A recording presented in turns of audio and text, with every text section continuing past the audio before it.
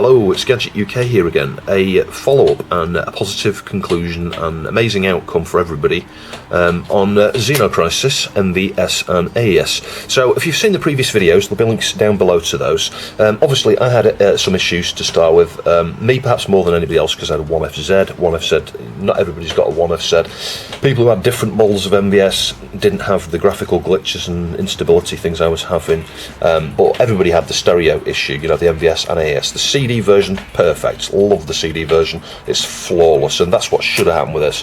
And I'll talk about why, what happened, you know, and why you can't really blame these guys. It's like we've got this blame culture, haven't we, where everybody expects everything to be 100% perfect on release, you know, of a product. Which, yeah, okay, that's what we all want. Everybody wants that. The companies behind these things want that too. But what you've got to remember is companies, and I've said this on Twitter, companies like Bitmap Bureau and Terra Onion, other small retro gaming companies, you know, that are producing hardware and carts and upgrades and all those sort of things. The small companies, it's a niche market, yeah, and mistakes do happen. Nothing's, it's very hard to get things absolutely perfect. So I'm amazed how well these guys got this, to be honest, considering there's so many models. I mean, you might think there are. You may think there's just an MVS and an AES, and you think, what's the problem? Why can you not easily test every single thing before you release it? And the reality is, like, they've got Bitmap Bureau, we've got 28 different revision of boards for MVS and AES. You know, so if you look at the AES, there's maybe 6, 7, 8, 9, or 10, or even more revisions. And then you look at the MVS systems, and you know, you've got something like the 1FZ, and there's like several different 1FZs, or 4 or 5, I think. So you haven't just got the 1FZ to test against, you've got the little sub revisions. And if you actually inspect those PCBs, it's like really small changes, a few traces laid out differently, a few different components in different places, or components of different sizes, maybe different manufacturers have been used on some of the buffer chips. Things like that might not seem relevant, but when you're developing a cart like this for the MVS and the AES, you need to test it against all of that hardware, just like Bitmap Bureau did with the Mega Drive. And I'll be honest, I got an insight, certainly from talking to them and looking at their blog, I've got an insight into their testing process. You know what, it's pretty blooming thorough. They do what I would say is an exceptional level of testing. They do a lot of automated stuff, you know, so where you, for example, it's almost like you're connecting a logic analyzer up to something somewhere and analysing what's going on while the thing's running, and then comparing that in code to say, is this what we're expecting? Is this what we're expecting? Is this right? Is this wrong? That is a summary. That's a kind of summary of some of the techniques they've used to test these things. A lot of automated testing, leaving things running for 24 hours, for a week, for 2 weeks, round and round and round the demo. So why did the sound problem slip through the net? From what I understand, it was because, well, you had COVID. You had COVID all last year, didn't you? COVID all this year. So that confused matters or delayed things and caused all sorts of irregularities to the way that people work. And I think a change was done to the CPLD logic there to get ADPCM-B. So I think ADPCM needed a bit set a certain way from a 0 to a 1 in order to put it in stereo, to use both channels to get stereo ADPCM-B. And for one reason or another, I don't know how that was omitted. Someone didn't realise that that hadn't been, that CPLD update hadn't been applied to the latest build. Now, you may think, okay, well, that is a mistake, you'd pick that up. But their testing process, as thorough as it was, would not detect a fault like that. Now, when it comes to the final quality assurance, you connect this up to an MVS or an AES, different types and things, and they've got BVMs connected to those, and someone's, sat there looking at it, listening to it, they're plugging the cart in, going, yeah, the title screen's fine, the graphics look fine, I'll start the game, we'll run it for an hour, no exceptions, stability's there. But in a BVM, you've probably got like one speaker, you may have 2 speakers, but they're so close, you use like a 12-inch BVM to test something, you wouldn't notice it was only on the left hand side just for the game music, and that's not something obvious. So anyway, I'm sorry I'm going on here, there's going to be a lot of waffle within this video, but I think it's important that I'm fair and I explain these things and say, and try and justify it. And I shouldn't need to justify it, but my point is there's lots of people being critical, overly critical in places out there, and it is easy for a mistake to make like that. You've also got to remember, like I said, this is a small company. It's a small company. You've got, like, the 2 main guys doing the development. I'm sure they've got guys around them supporting them, do all the assembly and the testing and all that sort of stuff. And contractors, some stuff they'll have been contracting out and stuff. the bottom line is, it is a small company. They cannot afford a huge disaster of having to recall carts and do updates and all the ship and all that. So this for them is a huge problem. But at the same time, 10 out of 10 for holding the hands up and going, we're looking at it. We're looking at it. It's not just you users. It's not just you few select people that have got a problem. We're looking at it. We'll deal with it. Don't worry about it. We'll fix it. And that's exactly what they've done. They've worked literally 24/7. I've been speaking to these guys regularly whilst I've been helping them test and helping them work out some of the problems, and other people have been involved. I'll talk about that in a minute. And they've been working 10, 11 o'clock into the evenings, and Saturday morning I'm there testing stuff, and Matt has been messaging me, like say on a Saturday or a Sunday, and he's like, I'm doing some more testing at the moment, I'm doing a CPLD update, can you have a test, can you test this, can you test that, I'm testing this is the what I'm finding, and we've been lots of feedback to and from. He would then say, I'm just sorting out the kids, for something they're doing, swimming or whatever, and then 10 minutes later be back on the job again. My point being is that they haven't stopped. They have not stopped. There's no better, there's no better example I can think of anybody I've ever worked alongside where they've been so dedicated to solving the problems. So because it's just an update video and it's mostly waffle from me, I'll be putting clips of the game in the background while watching this, or showing you things, like I'll be talking about some of the stuff I did with the scope in a minute, and just showing you clips of things in the background just to mix up what you're actually looking at while I waffle. It's going to be a short video. So as per the temp sound fix, there were a few people actually saying, well, there's still a bias there, and I think it was worrying people. You know what it's like, if you're aware of a problem, when the problem's fixed, if there's something that's still related in that area, it can make you think it's not solved completely. What I mean is, the left channel is biased on the bass and the voiceovers on the intro.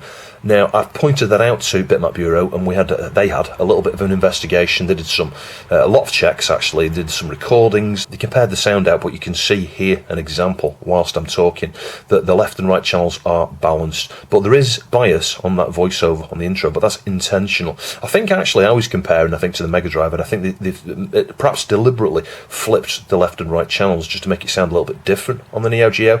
So I think on the recordings I was looking at, certainly that's the first level soundtrack. The bass comes more from the right, I think, than the left. I could be wrong. It might be my sound setup set up wrong here. But my point is that there is an intentional slight left bias on the bass and on the voiceovers for the intro and level 1. But as you go through it, even the level 1 music, you'll hear some clear separation on the right hand side where you don't hear it on the left. So this example here just shows you that the left and right channels are balanced. So the problem was kind of put to bed by that that update in the previous video. So as I said in the last video, the perma fix for the sound is to update the CPLD on these, yeah? So that's the first thing. Now, the copper tape, yeah? What was the story with the copper tape? Why was the copper tape solving my problems, yeah? Well, I talked about in that video, it was about trace layout and all that and reflection, and it is and it isn't. So what I mean is, if we just have a quick look in here, this is, and I'll come on to this in a second, they sent me a second cart. This is how amazing these guys are. With more or less within 24 hours of looking at this, they're like, I'll send you another cart, because actually you can help us out, if you want, and you can use the second cart to avoid having to undo the copper tape on the first one. So they sent me a second set here, so this will be cleaned up. I'm going to ultrasonic this. And a side note here, while we're looking at this cart, they've sent me a second cart, and obviously it's not got a label, but that's been really useful because it meant that I could just get the boards out and I could test like this, open top without the top on. But I did say to them, what's happened with Mark Fixer's stuff, I'll post a link down below, his house burned down, he lost all his stuff, absolutely gutted for him. I can't think of a worse thing that could happen to somebody other than loss of life, and luckily nobody was injured in that or died.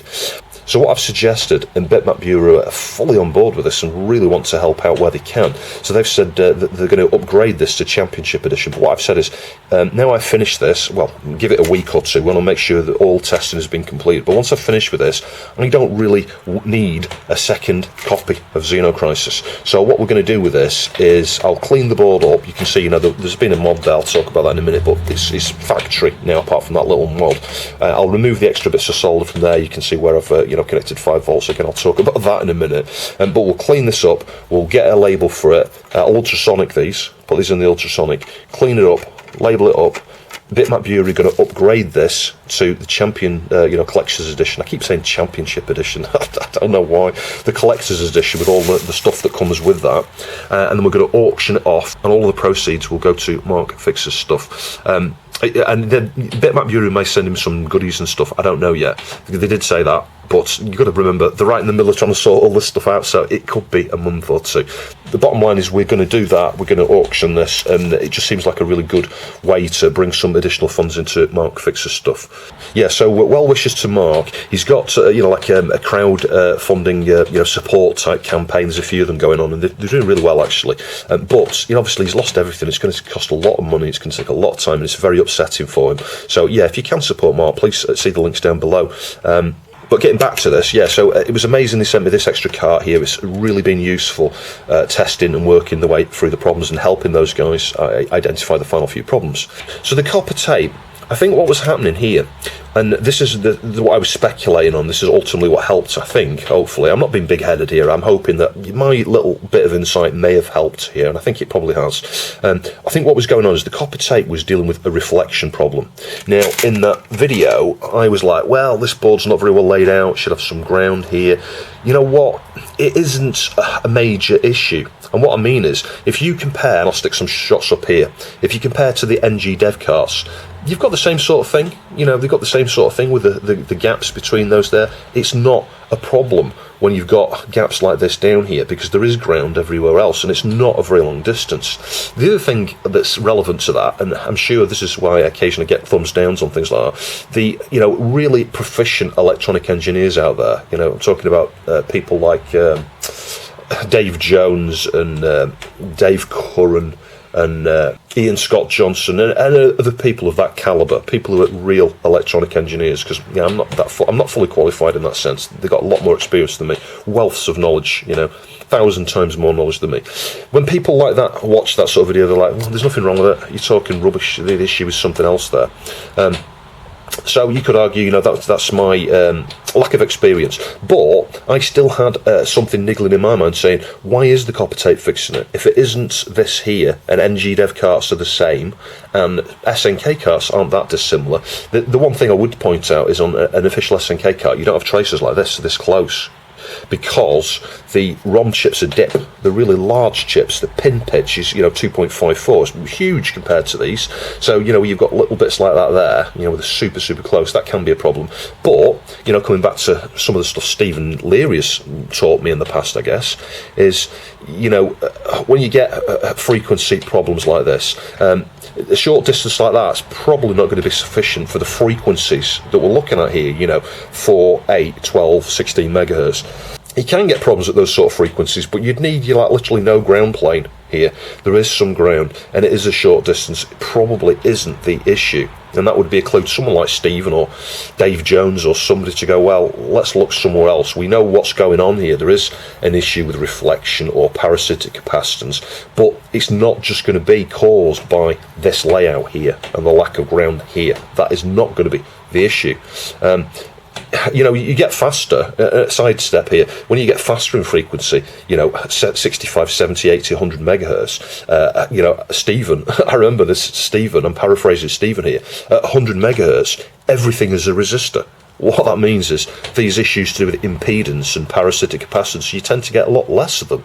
Now maybe that changes when you go much faster, I don't know, but around 100 megahertz you're like everything is a resistor. I think that's a fair to say comment that came from Stephen Leary. I'm sorry I'm waffling so blooming much here, but anyway, my thoughts were, if it's not this layout here, the copper tape is definitely fixing it. We definitely have a reflection issue. What's creating that reflection? So at that point I went away and scoped, I'll show you that. Right, you can just about see everything at once there. It's very hard to keep the ground clipped on actually, I'll show you why in a minute. But if I now scope, just wait for it to boot, right, it's booting. You should start seeing the music in a minute. If we scope the data bus here, first connection, you can see straight away, this is what I'm considering, you can see this, you've got undershoot and overshoot. If I just do a run stop, yeah, can you see this? These little spikes here. Now, this is the test cart they've sent me. I'll probably send this back at some point. I've got my other cart with all the copper tape on both sides. We're going to test that for comparison in a minute. We've got this undershoot and overshoot going on.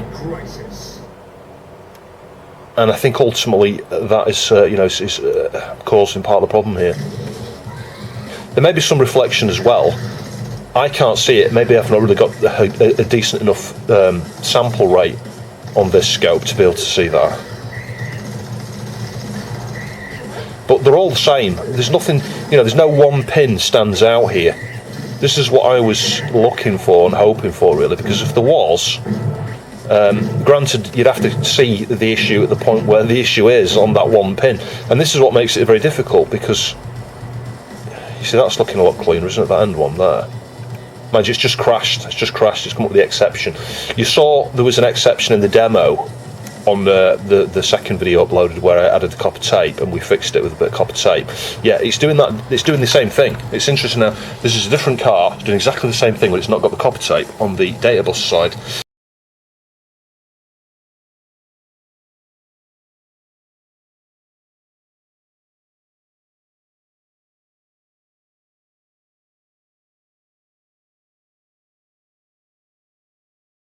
So yeah, scoped on the Rigel, and you can see undershoots and overshoots and like little ramp ups that are low level voltage, but that's just the 1FZ. Yeah, that is the problem with the 1FZ. It's got a messy data bus, so it's not a problem caused by this car, it's not a problem caused by this. I did compare to another official car, same sort of thing, so I was like, well, it isn't that, yeah, but I couldn't really see the reflection. I'm not really sure how best to detect it, because the thing is, you've got to remember that the little glitches that are occurring here are so infrequent. I suspect the only way you would do it is you'd have to do capture, and then look and scroll back until you actually see some issue. But then, unless you understand the timing and everything there, you're not going to know what to look for. The logic analyzer would be a way to, logic analyze the address bus, logic analyze the data bus, run through, wait for something weird to happen, stop it, look back through the capture and work out where a bit has flipped, because that's the problems we were seeing. It's a bit flipping state where it shouldn't be.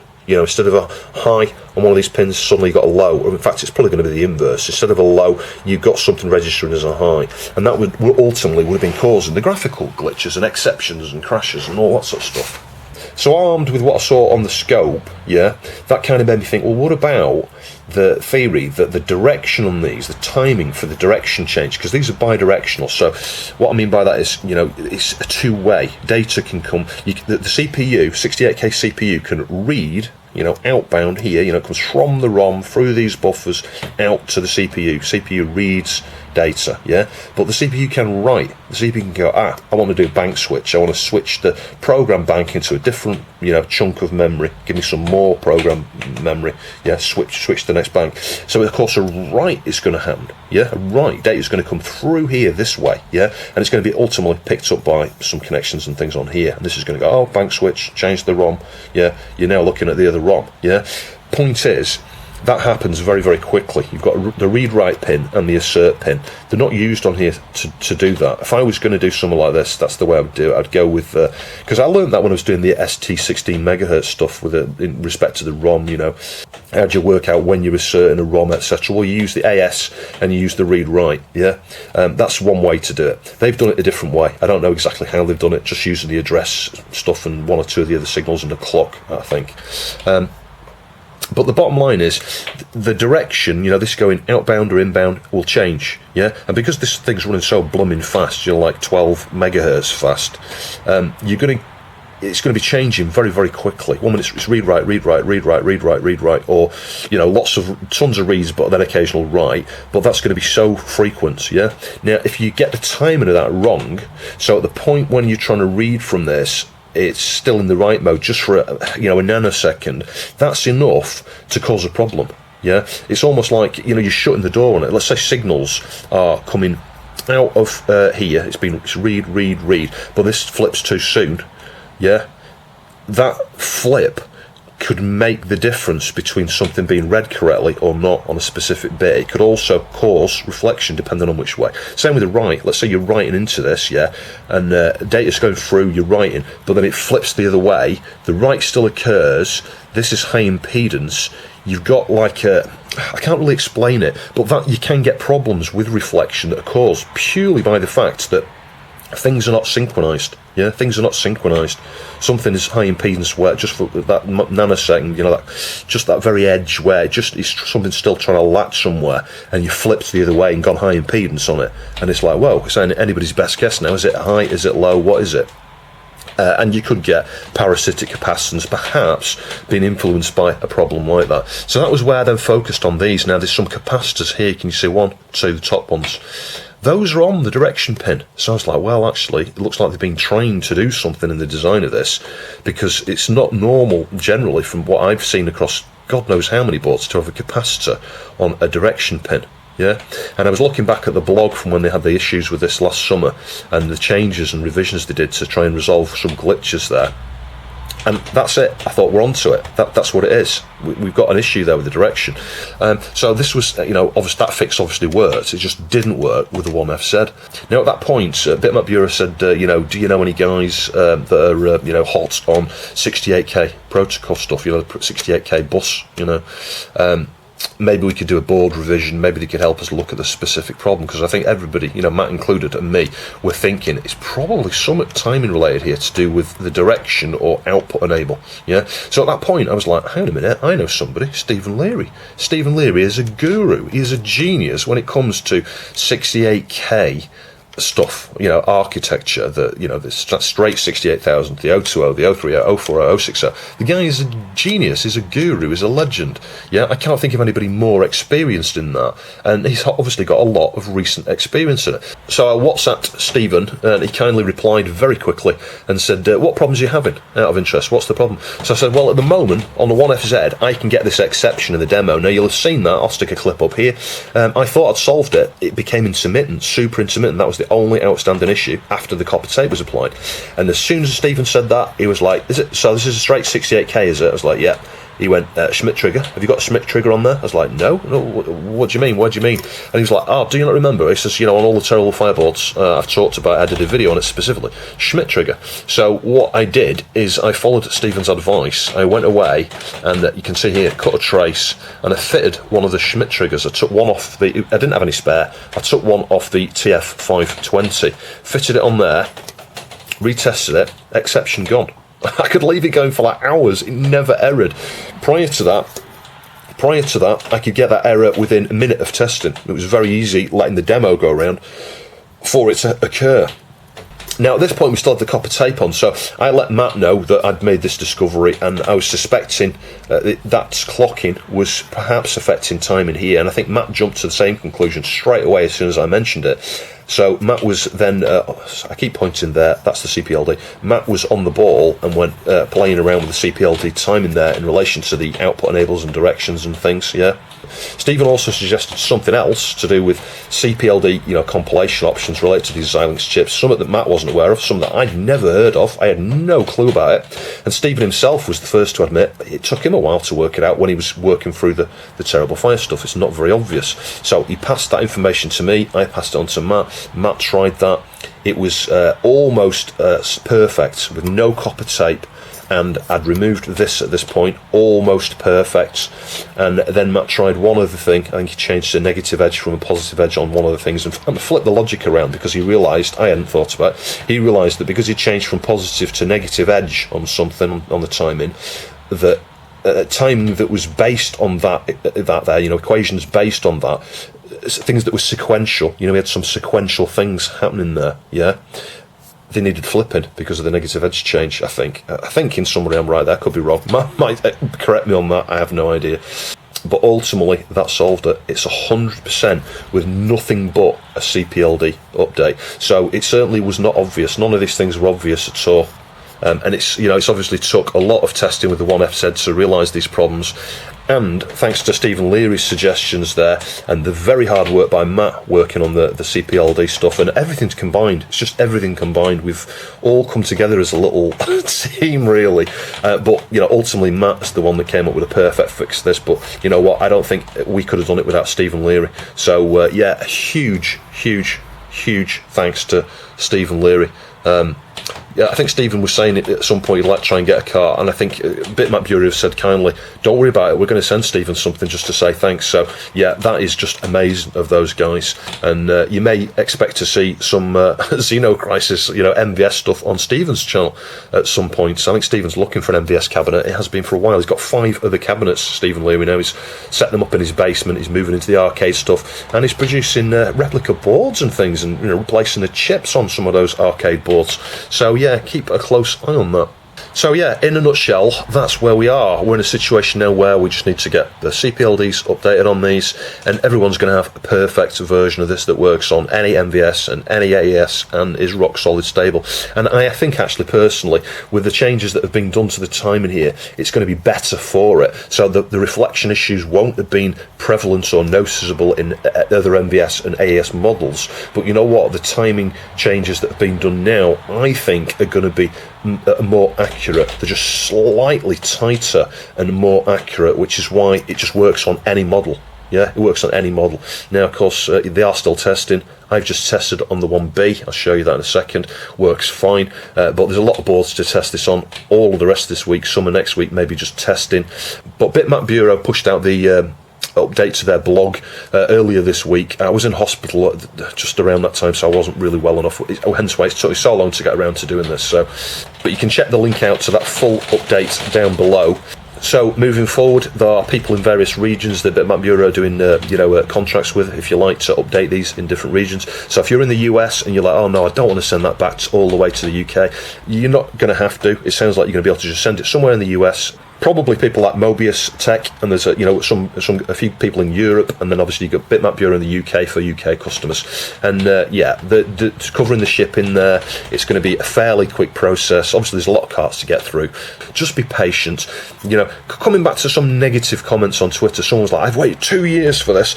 We've all waited 2 years for it, but you know what? You've had 2 years of COVID. Yeah, 2 years of COVID has gone on, which meant trying to get parts like this is near impossible. Try and buy a batch of those now. I bet you're waiting 6 months for them. So the very fact that Bitmap Bureau have been able to complete the port of this, create a second revision of this board last year in the middle of it, get a contractor to look at that board last year and help them look at the problems and all that sort of stuff last year, and then fully test it, do all of the printed material, the packaging, the boxes, the artwork and all that, and then you get it all shipped out in the middle of a pandemic. Yeah, I think they've done an incredible job. 2 years is nothing. What I would say to anybody who's got a problem waiting 2 years for something like this is go and buy an NG Dev game. Go and buy an NG Dev game. You'll be waiting 5 years for it. Yeah, and you know what? I don't have any problems with that. I've bought NG Dev games. 2 years for something like this is kind of what you'd expect for a small company. You know what I mean? So, yeah, I think they've done an exceptional job. It's frustrating for everybody. It's frustrating for them more than anybody. Trust me, it really is. Imagine you work for that company. If I was in that situation and I'd pushed this out to all these people and then there was a problem, you know what? My stress levels would be through the roof. Yeah, because I'm conscientious. These guys are conscientious. They want you to have good products. They want to have good, perfect products, not products with problems. So anyway, yeah, be patient. They'll sort this out now very quickly. So with regards to updating one of these yourself, that I'm not sure whether it's going to be an option or not. So just take this as a bit of information. It may be something you can do yourself. It might not be. If the CPLD is released, I know there was talk maybe doing that at some point. It might happen. As at this point in time, it's not been published though. You could get something like this. I've got this Xilinx platform cable USB. You can see the model number there. Sorry, the lighting's awful here. But that's what I use for doing terrible fireboards because they've got Xilinx chips on. Same family of ICs actually. I think the exact same chip is used on some of Stephen's boards.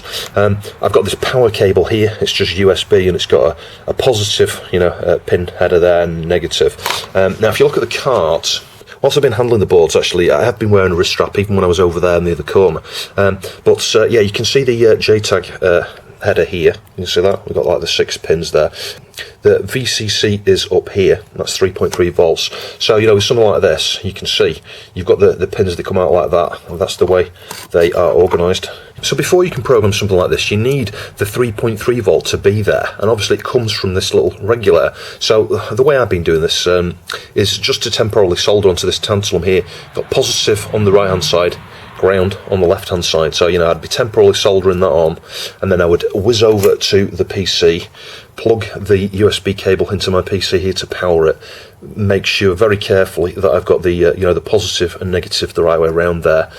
At that point, this board is powered just the same way that I do the TF boards, actually Telefire boards. Then connect to the the JTAG thing here with the red to the right hand side, like that.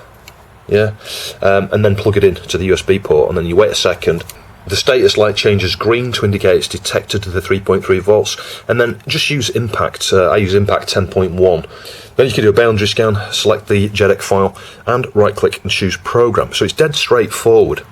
But of course, in terms of you doing this to your own, obviously you need the JTAG, and that's not been published yet. Obviously still testing.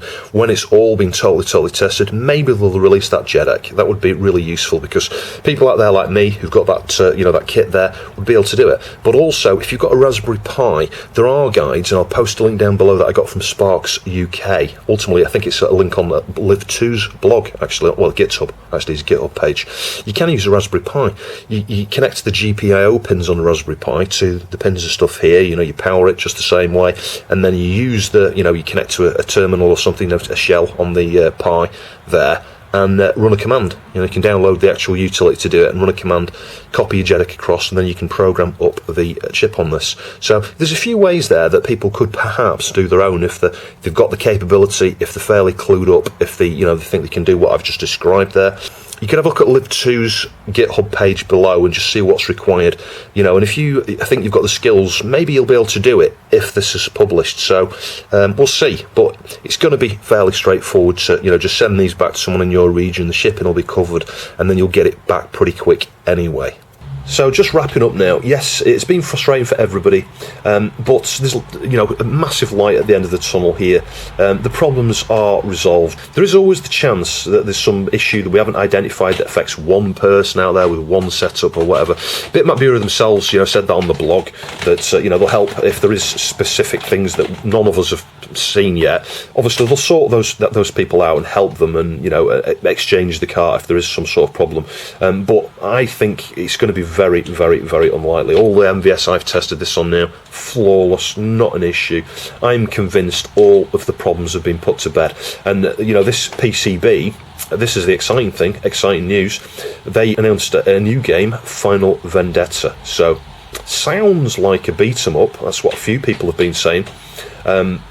And I think it's MVS specific. The systems may get it after the MVS, but it kind of sounds like it's an MVS first, exclusive, if you like, to start with game. And again, the ROM will be available, as it will be for the MVS and the AES. So, you may be thinking, whilst you've been watching these, I can't afford an MVS, it's expensive, or the carts are expensive. And you're right, it's an expensive platform, but you could always buy the ROM and play it in an emulator.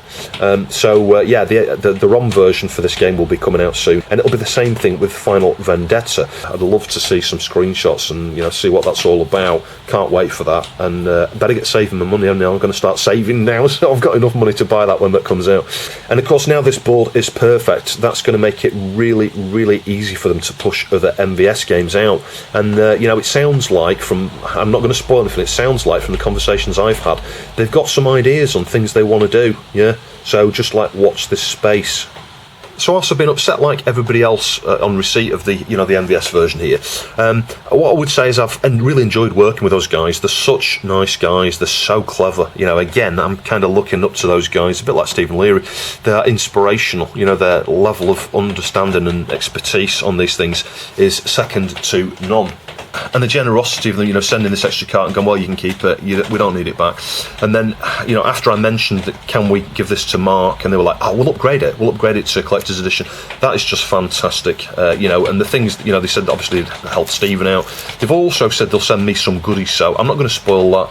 We'll wait to some future point in time, because at the moment they've got enough on the plate. It could be a month or two before they get around to sending me some goodies, so we'll see. And I don't hold them to that. I don't expect anything. I didn't expect them to send this, to be honest. It's nice that they're allowing me to give this to Mark. I'm just happy that I got this. This is what I wanted. MVS, a collector's edition, perfect sound, perfect graphics. I can just play it and it's wonderful. So I do hope you found the video interesting. If you'd like to support the channel, please see the Ko-fi and Patreon links down below. I'll share some links somewhere for the auction on this when we do it, and like I say, all of the money for this is going to go to Mark Fixer's stuff, and please see the links down below to Mark Fixer's stuff and the support links and things that people have been posting. and perhaps just send him a message of well wishes and stuff. He's had more than his fair share of disasters in recent years, so yeah, sending positive vibes of love out to Mark, and huge positive vibes of love out to Bitmap Bureau, and huge vibes of positive love out to Stephen Leary and all you guys that support the channel. I'll catch you in the next video.